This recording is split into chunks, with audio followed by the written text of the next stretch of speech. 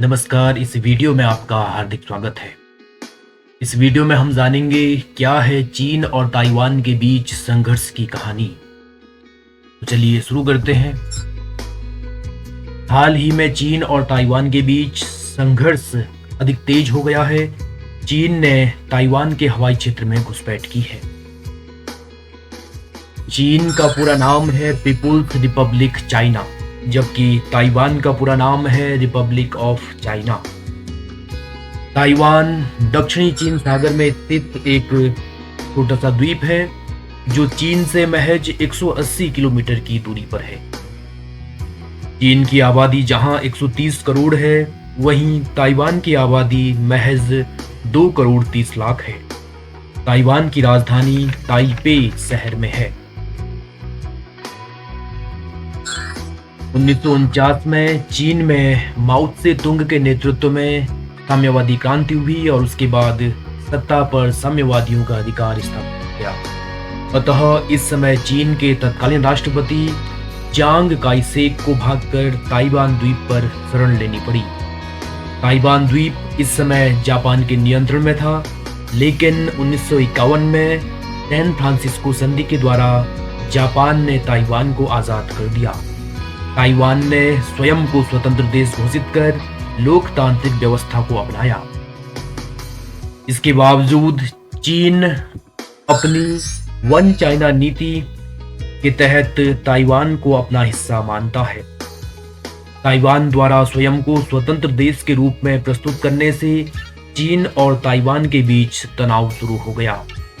चीन के द्वारा वन चाइना पॉलिसी के तहत एक देश दो प्रणाली का सूत्र भी दिया गया।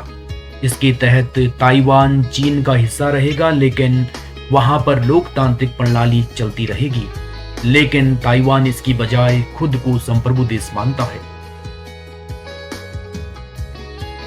चीन के दबाव में ही दुनिया के अधिकांश देशों ने ताइवान के साथ अपने राजनयिक संबंध स्थापित नहीं किए हैं। दुनिया के केवल 15 देश ही चीन को ताइवान को एक स्वतंत्र देश की भूमिका में स्वीकार करते हैं, स्वतंत्र देश का दर्जा देते हैं। भारत ने औपचारिक रूप से 1949 में वन चाइना नीति को स्वीकार किया। भारत और ताइवान के बीच औपचारिक राजनयिक संबंध नहीं है, लेकिन 1995 के बाद से ताइवान में भारत का प्रतिनिधि कार्यालय है, जो कि लगभग दूतावास की तरह कार्य करता है। हालांकि वर्तमान में भारत चीन को काउंटर करने के लिए तालिबान के साथ अपने संबंधों को और मजबूत कर रहा है। चीन संयुक्त राष्ट्र सुरक्षा परिषद का स्थायी सदस्य है और उसके पास वीटो पावर है। अतः चीन की सहमति के बिना ताइवान संयुक्त राष्ट्र संघ का सदस्य नहीं बन सकता है। यही कारण है कि आज भी ताइवान संयुक्त राष्ट्र संघ का सदस्य नहीं है।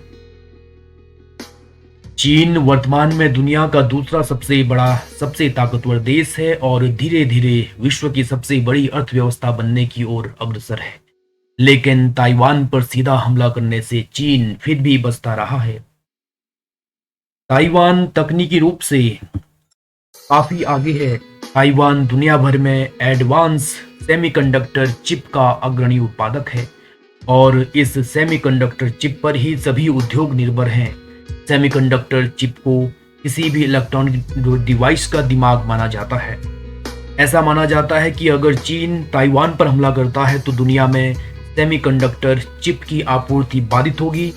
इससे अमेरिका और स्वयं चीन सहित दुनिया के अधिकांश देश प्रभावित होंगे और ऐसी दशा में अमेरिका भी चुप नहीं बैठेगा।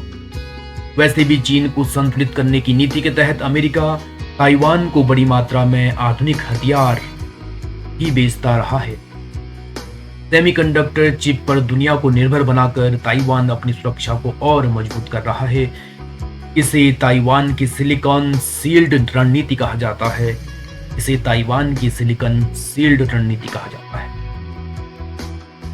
तो ये था चीन और ताइवान के बीच संघर्ष की कहानी संक्षेप में। तो आपको ये वीडियो कैसा लगा जरूर कमेंट के माध्यम से बताइएगा।